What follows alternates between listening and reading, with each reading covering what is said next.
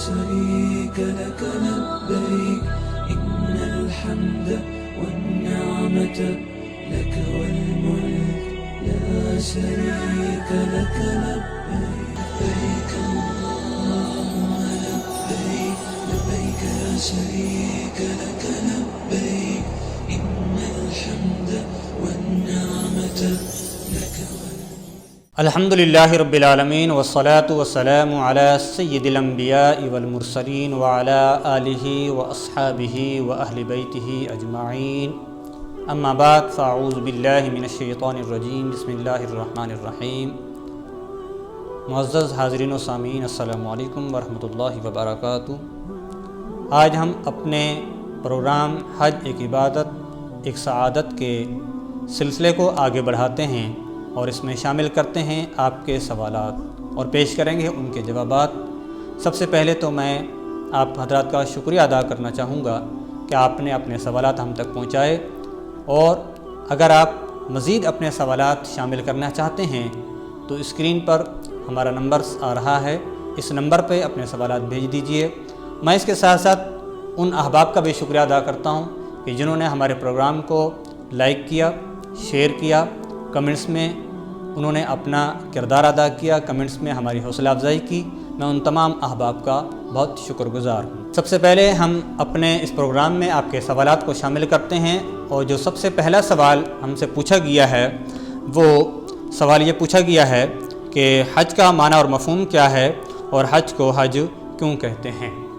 حج عربی زبان کا لفظ ہے جس کے لفظی معنی ہے زیارت کا ارادہ کرنا، اور اصطلاح میں بیت اللہ شریف کی زیارت کرنے کو حج کہتے ہیں۔ حج ایک مخصوص عبادت ہے، حج ایک اہم رکن اسلام ہے اور اہم ترین فریضہ ہے۔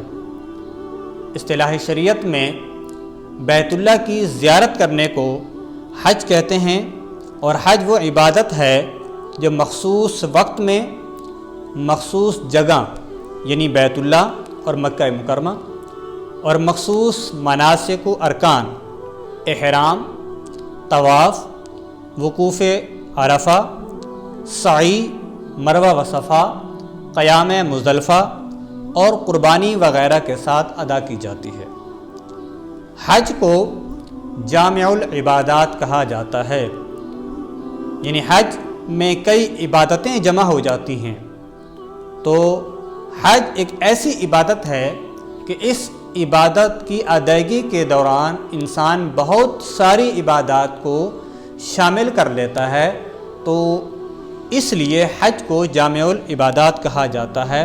تو حج وہ عبادت ہے جس میں انسان کی جانی، مالی اور بدنی عبادات کی روح موجود ہے، یعنی اس میں نماز، تلبیہ، طواف، سعی بین صفا والمروہ، قربانی، حلق، ذکر الہی، شعائر اسلام کی زیارت اور انبیاء کرام علیہم السلام کی سنتوں پر عمل، اور ان مقدس مقامات کی زیارت کرنا بھی شامل ہو جاتا ہے کہ جہاں اللہ تعالیٰ کے نیک اور پیارے بندوں نے وہ عمل انجام دیے۔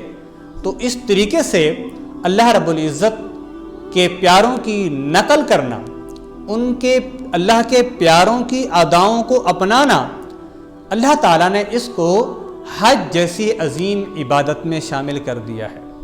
جیسے حضرت ابراہیم علیہ السلام کی قربانی، حضرت حاجرہ کا بین صفا والمروہ دوڑنا، پانی کو تلاش کرنا، پھر وہ آب زمزم یعنی پانی کا نکلنا، اور پھر حضرت اسماعیل علیہ السلام کو پلانا، یہ تمام چیزیں وہ ہیں کہ جن کو اللہ تبارک و تعالیٰ نے حج جیسی عبادت میں شامل کر لیا ہے۔ تو حج کو جامع العبادات کہا جاتا ہے۔ حج کو اللہ کے پیاروں کی سنت پر عمل کرنا بھی کہہ سکتے ہیں ہم۔ تو حج کو حج اس لیے کہتے ہیں کہ اس میں بیت اللہ کی زیارت کا ارادہ کیا جاتا ہے۔ اب آپ کے اگر سوالات ہوں تو اس نمبر پر آپ ہمیں دوبارہ اپنے سوالات بھیج سکتے ہیں۔ ہم کوشش کریں گے کہ ہم قرآن و سنت کی روشنی میں آپ کے سوالات کا جواب پیش کر سکیں ہیں۔ امید کرتا ہوں کہ آپ ہمارے ساتھ شریک رہیں گے، ہمیں جوائن کیجئے فیس بک پر، اپنی دعا میں یاد رکھیے گا۔ اللہ تبارک و تعالی ہم سب کو حسن عمل کی توفیق عطا فرمائے۔ السلام علیکم ورحمۃ اللہ وبرکاتہ۔ لبيك لك لبيك إن الحمد والنعمة لك والملك